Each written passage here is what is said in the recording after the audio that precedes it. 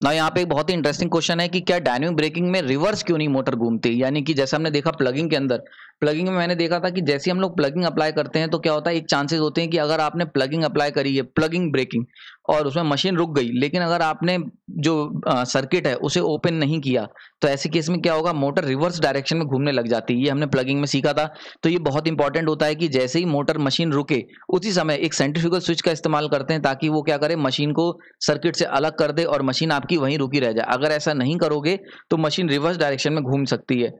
अब एक important question आता है कि डायनेमिक ब्रेकिंग में भी क्या ऐसा पॉसिबल है, क्या डायनेमिक ब्रेकिंग में भी रिवर्स डायरेक्शन में घूम सकती है। तो इसको जरा सर्च करते हैं और चेक करते हैं, देखते हैं कि क्या ऐसा पॉसिबल है। तो सबसे पहले अगर मान के चलते मेरे पास एक मशीन है जो कि ओमेगा की स्पीड से, एंगुलर वेलोसिटी से घूम रही थी। अब ये रनिंग कंडीशन थी। अब मैंने क्या करा, मुझे इस मशीन को रोकना है, तो मैंने क्या करा, ब्रेक अप्लाई करे, डायनेमिक ब्रेकिंग इस पे अप्लाई करी है। जैसी डायनेमिक ब्रेकिंग अप्लाई करोगे तो ओमेगा रिड्यूस होने लग जाएगी, ठीक है, और यहाँ पे ब्रेकिंग कंडीशन आ जाएगी। देन फाइनली जब आप ब्रेक कंटिन्यूअसली लगाए रहोगे तो थोड़े टाइम के बाद मशीन जो होगी वो रुक जाएगी, उसकी ओमेगा जो होगी वो जीरो हो जाएगी। And this is what we call standstill condition, यानी कि ये वो कंडीशन होगी जब मशीन रुक चुकी है। अब यहाँ पे बड़ा इंपॉर्टेंट क्वेश्चन आता है। ये क्वेश्चन ये कह रहा है कि जिस समय मशीन रुक गई, अगर उस समय भी हम लोग ने सर्किट से इसे डिस्कनेक्ट नहीं करा, ठीक है, और सर्किट को कनेक्ट रहने दिया, तो क्या डायनेमिक ब्रेकिंग में ये पॉसिबल है कि मशीन रिवर्स डायरेक्शन में घूमने लग जाए। ठीक है, तो क्या ये पॉसिबल है, इसको हम लोग को आंसर निकालना है। क्लियर हो गया यहाँ पे। इसको मैं दो तरीके से समझाऊंगा, पहले मैथमेटिकली समझते हैं। तो सिंपली अगर ब्रेकिंग टॉर्क की बात करें तो ब्रेकिंग टॉर्क आई एफ और आई ए पे डिपेंड करता है, जहां पे आई ए की जो वैल्यू होती है माइनस का ई बी अपॉन में R A plus R D होती है। ये बहुत बार हमने देखा है। क्लियर हो गया यहाँ पे। ये बेसिकली मैं शंट और सेपरेटली एक्साइटेड मशीन की बात कर रहा हूँ। सीरीज में यहाँ पे एक आर सीरीज भी जुड़ जाएगा, वो अभी ये केस मैंने वहां पे नहीं लिया हुआ है। ओके, तो शंट और सेपरेटली एक्साइटेड मशीन के बारे में डिस्कस कर रहे हैं। तो ये चीज हमने देखी ना। यहाँ पे अगर ईबी की बात करें तो ईबी ओमेगा के प्रोपोर्शनल होता है। हमने बहुत बार ये चीज सीखा है, पुराने लेक्चर्स मैंने बहुत बार बताई है।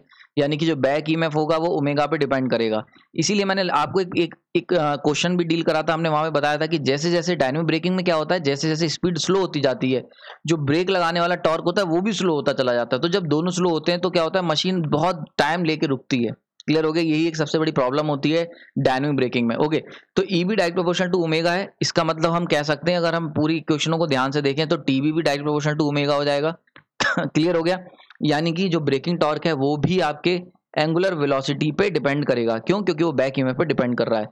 नाउ यहाँ पे अगर हम बात करें स्टैंड स्टिल कंडीशन की, यानी कि ऐसी कंडीशन जहां पे ओमेगा जीरो है, अगर स्टैंड स्टिल है यानी कि एंगुलर वेलोसिटी जीरो है, तो ब्रेकिंग टॉर्क भी, बैक ईएमएफ भी जीरो हो जाएगा और ब्रेकिंग टॉर्क भी जीरो हो जाएगा। ठीक है, ये तीनों चीजें क्लियर हो गई होंगी आपको ना। अगर ब्रेकिंग टॉर्क जीरो है, ठीक है, यानी कि अगर जब मशीन तुम्हारी ब्रेक लगाया, तुमने कोई मशीन चल रही थी, उस पर आपने ब्रेक लगाया और वो मशीन जाके रुक गई, जैसी वो मशीन रुकी तो उसकी स्पीड जीरो हुई, बैक ईएमएफ जीरो हुआ और टॉर्क जीरो हो गया। यानी कि अब उस पर किसी भी तरीके का ब्रेकिंग टॉर्क नहीं लग रहा है।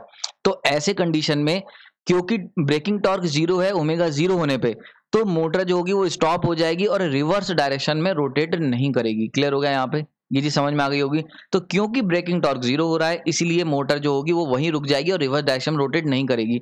यहीं पे अगर प्लगिंग की बात करते हैं तो प्लगिंग के केस में जो ब्रेकिंग टॉर्क है वो जीरो नहीं होता है एट स्टैंड स्टिल कंडीशन। यानी कि जब आप प्लगिंग की डिस्कस करते हो तो प्लगिंग के केस में मैं यहाँ पे बता दे रहा हूँ। अगर हम प्लगिंग की बात कर लें, प्लगिंग की, तो प्लगिंग के अंदर जो ब्रेकिंग टॉर्क होता है वो किस पे डिपेंड करता है, वो वी एस पे भी डिपेंड करता है और ई वी पे भी डिपेंड करता है। अब जब स्पीड जीरो हो गई, यानी कि ओमेगा इक्वल टू जीरो, तो ई वी तो जीरो हो गया, लेकिन वी एस तो रहा ना, सप्लाई वोल्टेज तुम दे रहे हो। तो ऐसे केस में क्या होता है, रिवर्स डायरेक्शन में टॉर्क लगा रह जाता है और मोटर रिवर्स डायरेक्शन में रोटेट कर जाती है। लेकिन डायनेमिक में ऐसा कुछ नहीं होता है। क्लियर हो गया यहाँ पे।